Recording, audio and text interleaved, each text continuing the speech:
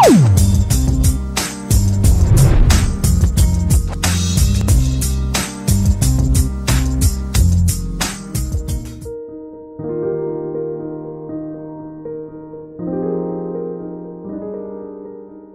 kami di surga, Tuhan kami Yesus Kristus, terima kasih Tuhan, waktu yang indah, kesempatan yang baik, pagi yang cerah Tuhan berikan kepada kami, sehingga kami dapat berkumpul dan bersekutu bersama, merayakan ibadah Sabat bersama-sama, memuliakan, memuji dan menyembah Tuhan bersama-sama. Dan izinkanlah kami untuk lebih dalam mengenal, memahami kebenaran firman Tuhan, di mana kami percaya bahwa dalam setiap kebenaran firman Tuhan itu ada hikmat, ada berkat, juga ada pengetahuan yang tentunya akan menjadikan kami menjadi pribadi yang semakin hari semakin berkenan bagi Tuhan, semakin hari semakin menjadi berkat bagi sesama kami. Hamba-Mu yang jauh dari sempurna ini menyerahkan bibir, lidah, hati, dan pikiran hamba-Mu, dan biarlah Tuhan sendiri yang akan menuntun untuk setiap kata, untuk setiap ucapan, untuk setiap firman yang boleh hamba-Mu sampaikan. Dengan apa yang sudah hamba-Mu persiapkan, Tuhan memakai untuk memberkati setiap jemaat, setiap mereka yang mendengarkan firman Tuhan ini. Bungkus hati kami, pikiran kami dengan kuasa Roh-Mu, sehingga setiap firman yang kami terima pun mengubahkan kami, mengetuk hati kami, dan menjadikan kami pribadi yang semakin berkenan di hadapan Tuhan. Berkati waktu kami, sertai selama beberapa menit ke depan, dan biarlah kami hanya tunduk dan fokus kepada hadirat Tuhan. Terima kasih Tuhan, dan dalam nama-Mu Tuhan kami Yesus Kristus, Tuhan dan Juru Selamat kami yang hidup, kami berdoa dan mengucap syukur. Amin. Shalom. Shalom. Selamat pagi. Sehat. Puji Tuhan. Luar biasa. Pekerjaan lancar.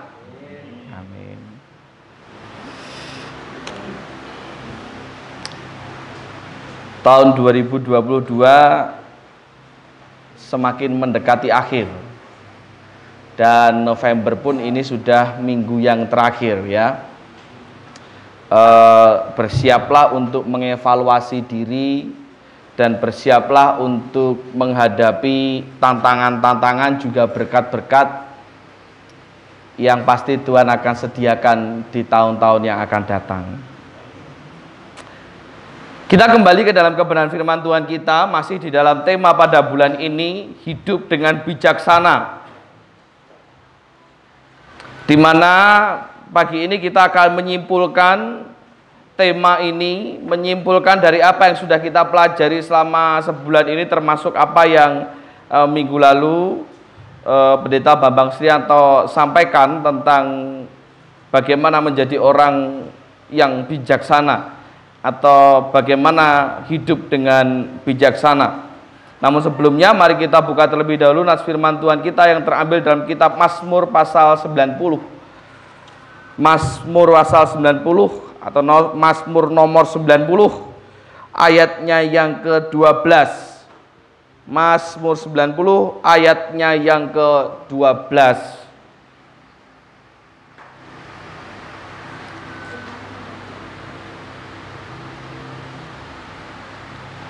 Sampun, saya akan bacakan, silahkan disimak masing-masing.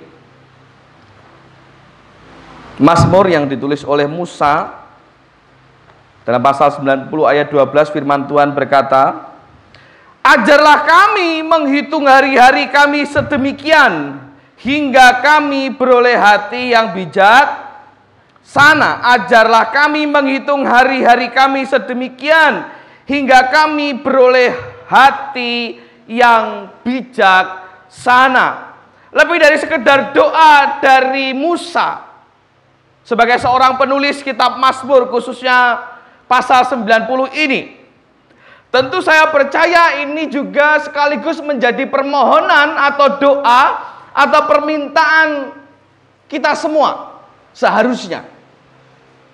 Bahwasanya setiap kita meminta kepada Tuhan supaya sepanjang hidup kita, supaya sepanjang hari kita, semakin hari semakin beroleh hati yang bijaksana. Karena kita tidak pernah bisa memprediksi, kita tidak pernah bisa tahu tantangan apa, permasalahan apa, problem apa yang akan terjadi di kehidupan kita esok dan seterusnya. Loh Pak, kenapa kok problem? Kenapa kok masalah? Yang dibicarakan selalu problem, yang dibicarakan selalu masalah.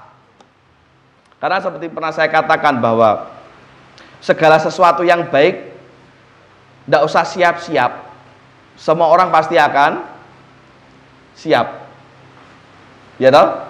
Semua yang baik nggak perlu siap-siap, semua orang pasti siap dan senang hati menerimanya. Tetapi siapa yang mau menerima permasalahan? Siapa yang mau menerima tantangan? Siapa yang mau menerima ujian maupun cobaan? Tidak semua orang siap. Sebab itu kita terus dan terus belajar supaya kita menjadi semakin bijaksana di dalam menghadapi tantangan apapun itu bentuknya, dari manapun asalnya di hari-hari yang akan datang. Sebab kita tidak akan pernah tahu apa yang akan terjadi esok. Sehingga kita menjadi penuh hikmat dan makin bijaksana menjalani kehidupan sebagai orang yang percaya. Nah, untuk menyimpulkan tema dalam 1 bulan ini sekaligus menjadi koreksi diri kita akan belajar tentang bagaimana tanda-tanda orang yang bijaksana. Piye to janjane orang yang bijaksana itu orang yang seperti apa? Orang yang berhikmat itu tondo-tondone bagaimana? Tanda-tandanya bagaimana? Ciri-cirinya bagaimana? Saya merangkum dari banyak ciri-ciri, saya merangkum dari apa yang saya sampaikan di minggu-minggu sebelumnya maupun merangkum dari perenungan-perenungan yang lain. Saya merangkum ada 4 tanda, ada 4 ciri orang yang bijaksana. Di minggu pertama kita belajar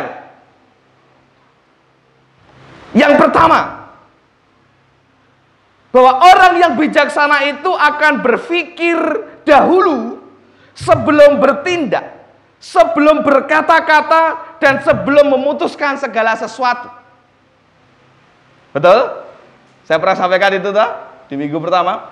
Orang yang bijaksana itu mereka pasti akan berpikir terlebih dahulu sebelum berkata-kata, sebelum berbuat, sebelum memutuskan segala sesuatu. Bukan kewaliane, bukan sebaliknya. Pikir keri lah wes. Terabase yang penting. Itu bukan orang yang bijaksana. Sebab orang yang bijaksana akan selalu mempertimbangkan baik buruknya, akan selalu mempertimbangkan dampak apa yang terjadi setelah itu. Kira-kira aku ngomong ini terus bagaimana?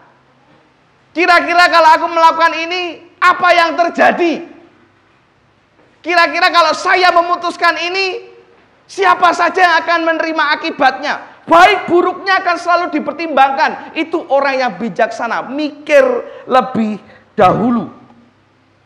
Dampak yang tidak hanya untuk kita saja, tetapi juga semua orang yang ada di sekitar kita akan dipikirkan lebih dahulu.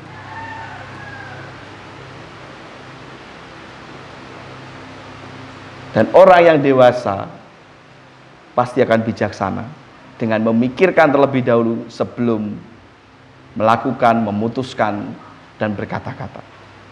Itu orang yang dewasa. Makanya kadang agak aras-arasen.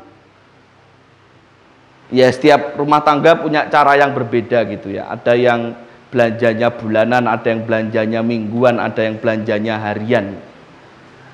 Saya pernah mendengar kesaksiannya Pak Repto dulu. Kalau saya tidak salah ingat, kalau salah mohon diluruskan. Dulu sekali ketika Pak Repto masih aktif bekerja, setiap bulan itu pasti selalu menyiapkan Yang paling penting beras. Ya Bagong. Itu 1 bulan. Itu pasti. Dan kebutuhan-kebutuhan pokok lainnya. Gitu kan. Nah, itu pun kami terapkan Bagong di keluarga kami. Jadi setiap 1 bulan sekali, bahkan tidak hanya beras, tapi kebutuhan-kebutuhan pokok lain seperti sabun cuci, sabun mandi dan sebagainya itu 1 bulan sekali. Karena pemasukan kami juga sebulan sekali. Tidak yang mingguan, tapi sebulan sekali. Nah, paling rasa-rasen, kalau mungkin pemasukannya pas kepres, tetapi pengeluaran delalai mungkin pas banyak, tapi ketika belanja bulanan harus ngajak anak-anak. Makanya kadang kalau terjadi seperti itu kami siasati wis mah blonjo wong loro wae. Kenapa? Kalau sama anak-anak, namanya anak-anak ya, ndak mikir. Mut. Jadi apa betul? Ngalami, Boh. Ndak mikir. Ini papaku ki wis gajian po durung, ra mikir. Sepenting aku pengen jajan, aku ambil gitu. Iki mamaku uangnya cukup atau ndak mikir. Mut loh. Ya sebagai orang tua yang bijaksana tentunya, ya khususnya saya, kalau istri saya nyari kebutuhan karena dia yang bawa catatan, saya mengikuti anak-anak. Sekiranya mereka limpe, tak ambil tak balik gitu. Ketika sampai rumah, lo coklatku tadi mana? Lambo, saya bilang gitu. Oh iya jadi ya. Iya lagi. Baru sadar saya. Tapi intinya apa? Bahwa anak-anak atau orang yang belum dewasa, mereka berbuat dulu, baru kemudian berpikir atau bahkan tidak berpikir dampak apa yang akan terjadi.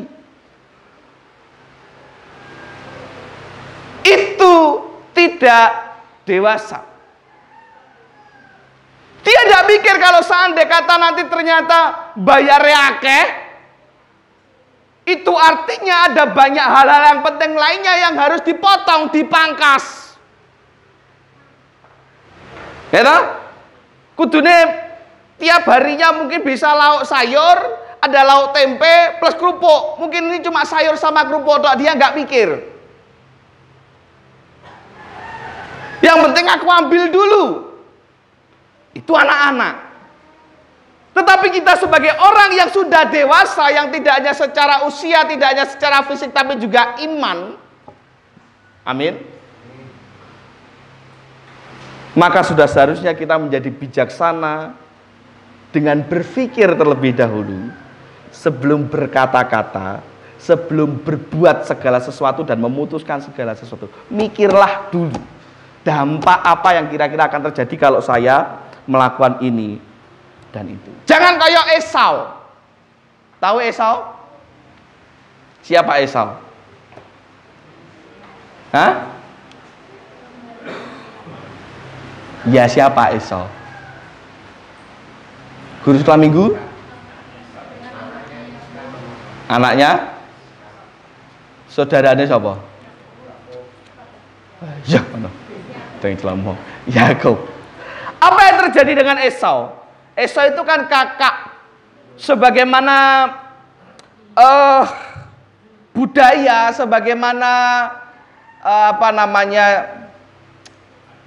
adat turun-temurun, bahwa yang mewarisi hak dari bapaknya itu adalah anak barep laki-laki. Zaman dulu ya, karena anak barep perempuan itu tidak dihitung. Makanya Israel, suku Israel itu anak-anaknya jumlahnya sebenarnya 13. Betul? Tapi karena yang ke-13 itu cewek, maka nggak dihitung. Itu budaya orang dulu. Jadi tidak bisa kita salahkan.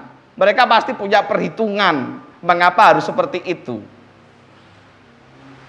Ya toh?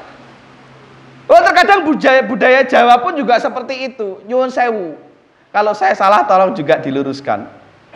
Kalau seandainya nyuwun sewu bapaknya sudah dipanggil Tuhan, kemudian ada anaknya yang menikah, Kebetulan kakak barep perempuan, siapa yang menjadi wali? Adiknya laki-laki. Atau mungkin kalaupun mau dan bisa kadang Pak D atau Om. Kalau yang penting laki-laki. Laki-laki dan diambil yang paling tua, gambarnya gitu. Budaya Jawa saja masih seperti itu. Esau yang seharusnya menerima hak kesulungan itu menjadi pemimpin atas sukunya sebagai warisan dari Ishak, rela menukarkan hak kesulungannya demi apa? Demi apa? Semangkak sup apa? Kacang merah.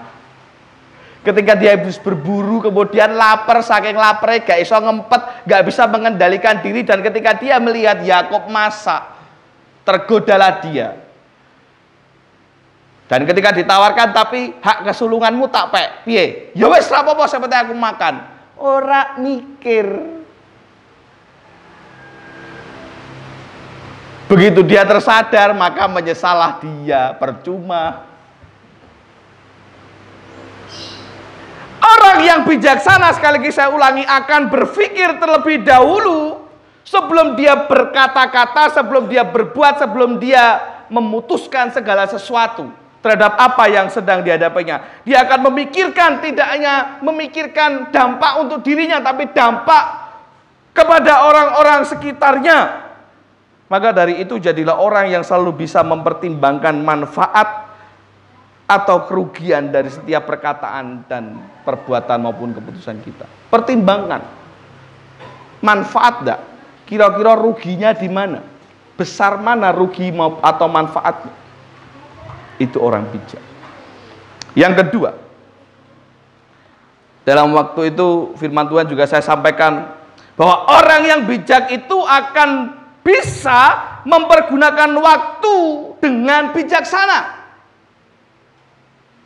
Ya, orang bijaksana itu akan bisa mempergunakan waktu dengan tepat. Tidak menyia-nyiakan waktu yang ada. Betul? Itu orang yang bijak. Ada kata bijak yang mengatakan time is money. Apa? Waktu adalah. Siapa yang tahu artinya? Apa maksudnya waktu adalah uang? Orang hadiah tapi. Waktu yang berharga. Maksudnya? Gunakan sebaik. Ada lagi? Yang mungkin nggak sependapat dengan Pak Repto? Apa? Waktu untuk mencari uang. Boleh.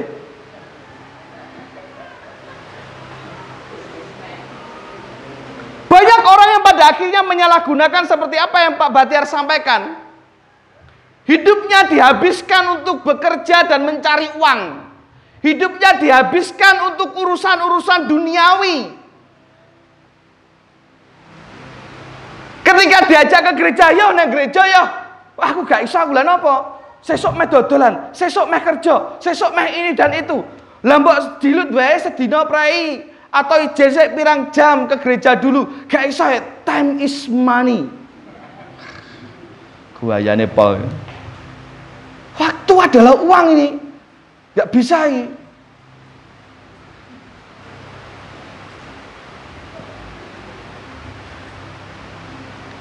Yang tepat, yang benar adalah seperti yang tadi Pak Repto sampaikan, bahwa setiap orang harus menghargai setiap waktu yang ada. Semua orang, setiap orang, masing-masing orang harus menghargai setiap waktu yang ada. Karena setiap detik itu sangat berharga. Terlebih saat-saat bersama-sama dengan Tuhan. Terlebih saat-saat bersama dengan keluarga.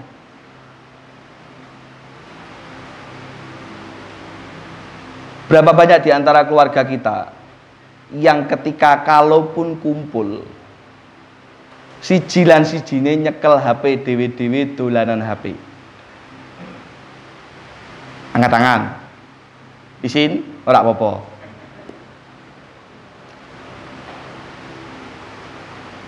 Enggak pernah ada waktu karena yang lainnya pada sibuk kerja. Pak Bayu kerja pulang malam. Yuda malah rak tau balik telung dino rong dino pisan. Yola isone ketemu lepas dino Jumat atau Sabtu Minggu. Begitu bisa kumpul tekano mah dolanan HP dhewe-dhewe. Engko lah enak apa-apa jarene, lah kami nggak pernah ada omongan, lah Yuda nggak pernah ngomong dengan saya, Pak. Lah Yola nggak pernah cerita, Pak. Lah ayah nggak pernah ngomong dengan saya, Pak. Panjenengan semua yang terlalu sibuk sendiri-sendiri. Ini contoh loh Pak Bayu. Pak Bayu kan nggak ngono toh. Mungkin lebih parah kali ya. Kagak itu contoh. Lah bener atau tidak? Sekalinya ada waktu sibuk dewe-dewe dengan HP-nya, dengan hobinya atau apapun juga. Nanti ketika keluarganya ada masalah, ketika ada perselisihan, saling menyalahkan. Katanya nggak perhatian, katanya nggak care, katanya nggak bisa saling mengisi. Padahal dirinya masing-masing yang tidak bisa memanfaatkan waktu dengan baik. Setiap detik begitu berharga, maka manfaatkanlah sebaik-baiknya.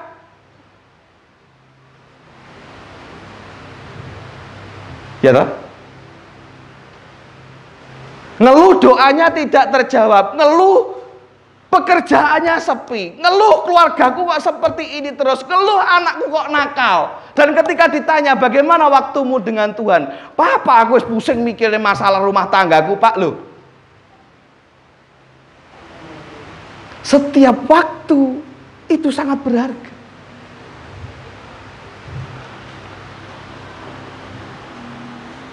Orang yang bijak akan bisa memanfaatkan waktu sebaik-baiknya. Tidak akan membuang waktu itu untuk sesuatu yang tidak berguna terlebih untuk masa depannya.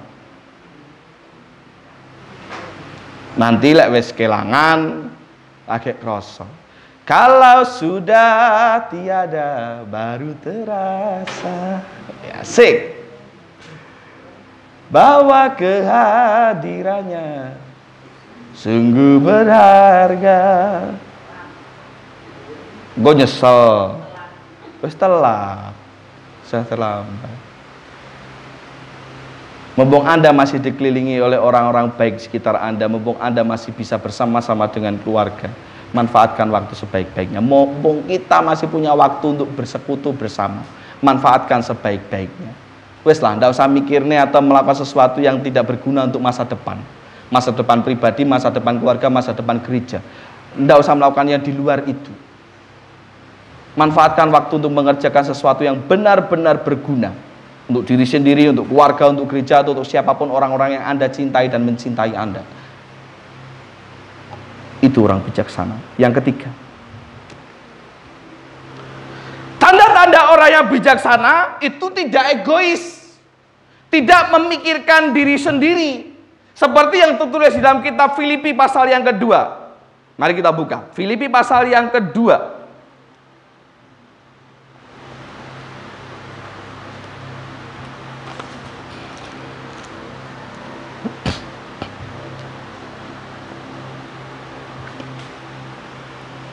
Ayat yang ketiga sampai keempat. Filipi pasal kedua ayat ketiga sampai keempat. Dengan tidak mencari kepentingan diri sendiri atau pujian yang sia-sia. Sebaliknya, hendaklah dengan rendah hati yang seorang menganggap yang lain lebih utama daripada dirinya sendiri. Dan janganlah tiap-tiap orang hanya memperhatikan kepentingannya sendiri, tetapi kepentingan orang lain juga. Orang yang bijaksana orang mau mikir awake dhewe. Orang yang bijaksana orang mau mikir perasaane dhewe, tetapi juga memikirkan orang lain, memikirkan perasaan orang lain. Tidak egois. Walaupun sesungguhnya mulai sejak zaman dulu sampai sekarang dan entah sampai kapan, mungkin sampai selamanya. Salah satu sifat dasar manusia, khususnya manusia yang berdosa, adalah egois. Pada dasarnya manusia itu nggak ada yang mau disalahkan, baik dia benar ataupun salah. Ada di sini yang selalu setiap saat apapun masalahnya selalu dengan siap sedia berkata, ya wis aku wis yang salah. Ada? Ada? Kalau ada, hebat. Tapi jarang ditemui orang yang seperti itu. Bahkan mungkin termasuk saya. Karena setiap orang pada dasarnya ingin membela dirinya sendiri, mau disalahke. Walaupun mungkin dia benar-benar salah. Itu namanya jadi apa buatan? Orang yang bijaksana ini bukan masalah mencari siapa salah siapa benar, tapi ini berbicara tentang hati yang bijaksana, hati yang bisa merasakan rasa dari orang lain. Ya tak?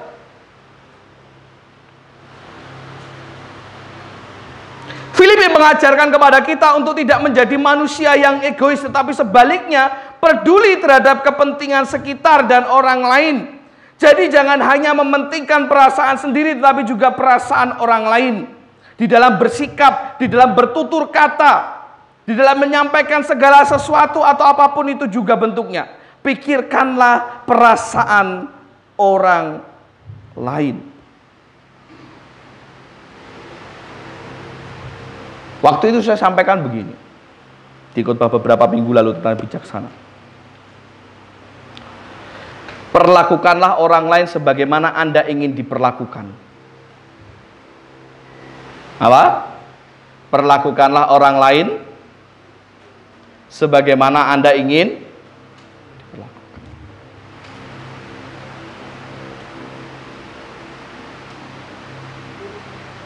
Semua di sini pasti pernah yang namanya diteot, dicetot, dijiwit.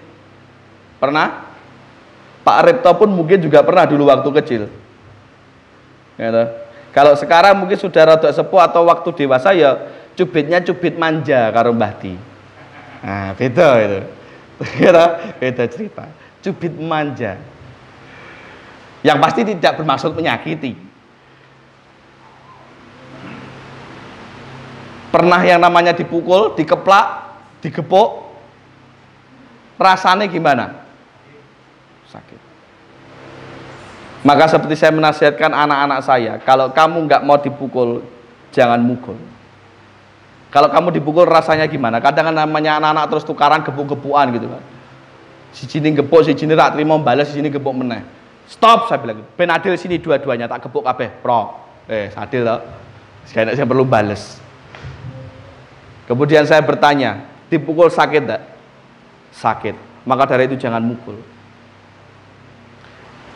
Kalau kita tahu bahwa dipukul itu sakit, dicubit itu sakit, dikeplak itu sakit, ya aja ngeplak, aja nyubit, aja mukul. Itu namanya bijaksana. Jangan hanya maunya dimengerti, jangan maunya hanya dipahami, tetapi tidak mau memahami orang lain. Pokoknya aku ngene ya ngene. Trimo karepmu ora karepmu. Lah tapi aku ngene piye? Ya karepmu, pokoknya kowe kudu nrimo aku ngene. Itu dan itu tidak bijaksana. Orang yang dewasa sudah seharusnya tidak egois. Karena kebijaksanaannya mulai bertumbuh. Itu ya. Tadi apa? Berpikir sebelum bertindak, berkata-kata dan memutuskan. Yang kedua, tanda-tanda orang yang bijaksana menggunakan waktu dengan bijak. Yang ketiga, orang yang bijaksana itu tidak egois. Yang keempat, yang terakhir.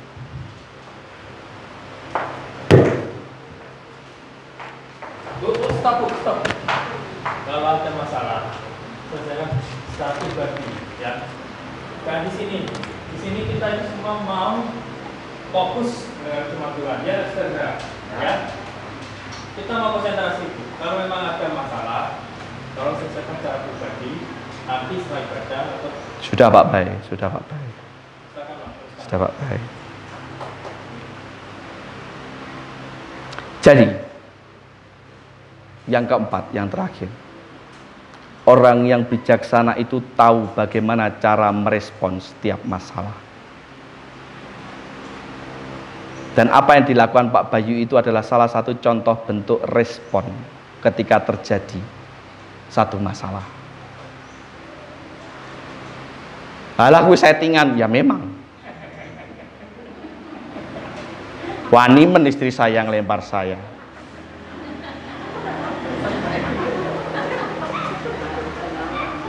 Dan kita tahu Pak Bayu aktingnya tidak terlalu bagus.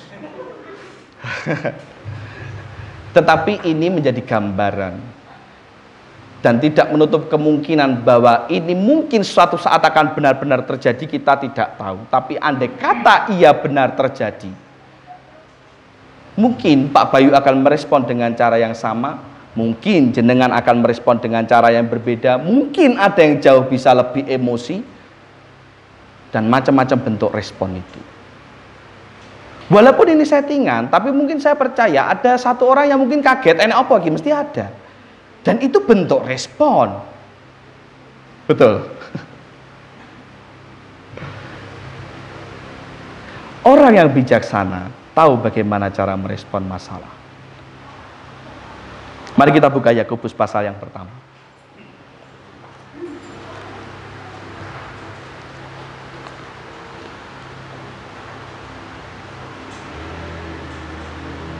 Yakobus pasal yang pertama, ayatnya yang ke-19.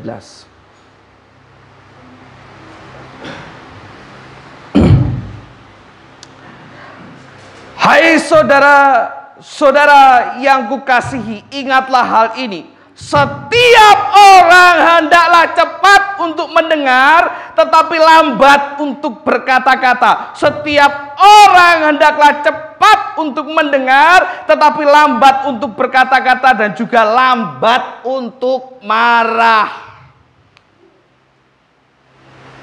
Respon yang paling baik, yang paling tepat itu adalah dengarkan dulu, perhatikan dulu apa yang sebenarnya terjadi. Itu namanya orang bijak. Jangan buru-buru komentar, apalagi sampai marah. Karena sadar atau tidak, tahu atau tidak, respon kita terhadap masalah itu menentukan apa yang terjadi selanjutnya. Respon kita terhadap masalah akan menentukan apa yang akan terjadi selanjutnya. Kalau orang menjadi lekas marah, sidik-sidik gak terima, sidik-sidik gak terima, percayalah, engkau hanya akan menambah masalah dalam hidup. Karena firman Tuhan katakan, cepat untuk mendengar tetapi lambat untuk berkata-kata, dan lambat untuk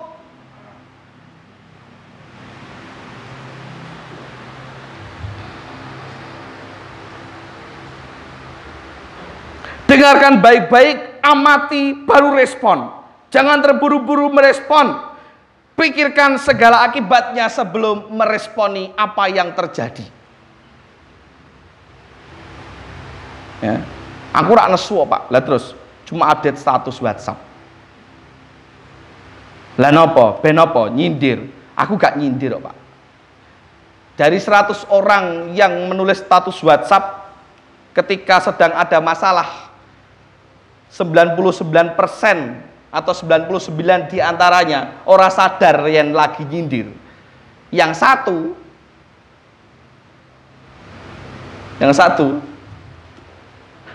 ngerti lek nyindir memang sengaja disindir.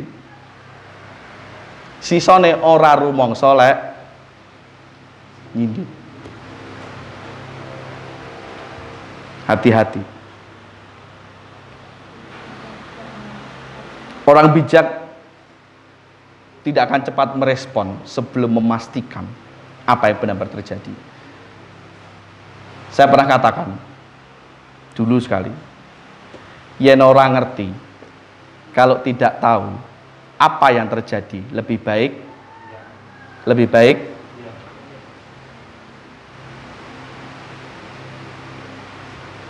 jangan komentar, apalagi menyimpulkan atau mengusulkan kalau tidak tahu apa yang sebenarnya pasti salah. Wong orang ngerti kok. Ya lah? Wong orang ngerti kok komentar, pasti salah. Ya lah? Jujur saya ini Piala Dunia nggak mengikuti saya. Nggak tahu, rodok nggak tertarik ada akhir-akhir ini dengan sepak bola. Siapa yang mengikuti sepak bola? Piala Dunia khususnya. Pak Bayu, ngikuti enggak?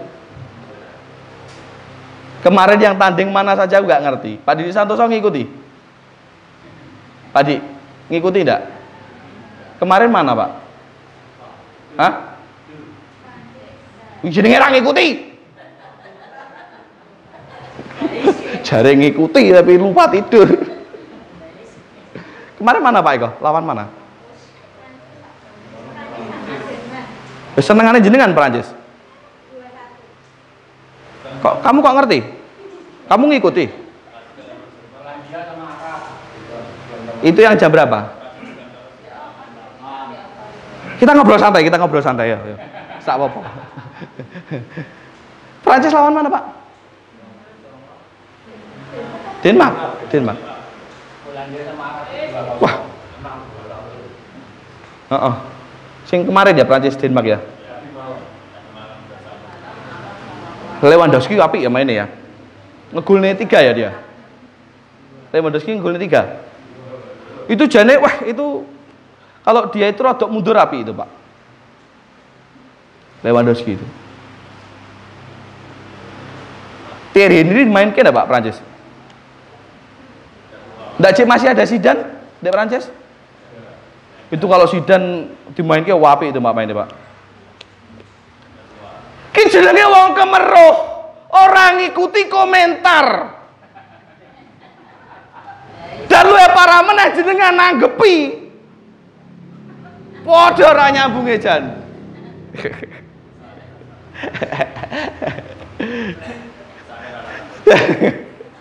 Dari semula aku ngomong, aku rak ngikuti pemainnya sapa sing dimainke aku ya ora paham. Ngerti ku jek enek Ronaldo karo Messi wis kuwi tok, liyane gak ngerti, saya gak ngikuti.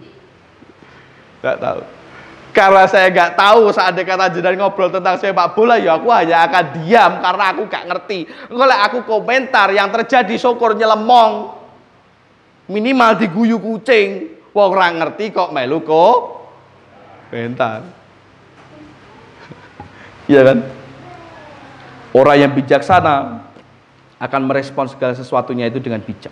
Tidak buru-buru berbicara, apalagi marah. Tetapi mendengarkan baik-baik, memperhatikan dengan seksama apa yang sesungguhnya terjadi.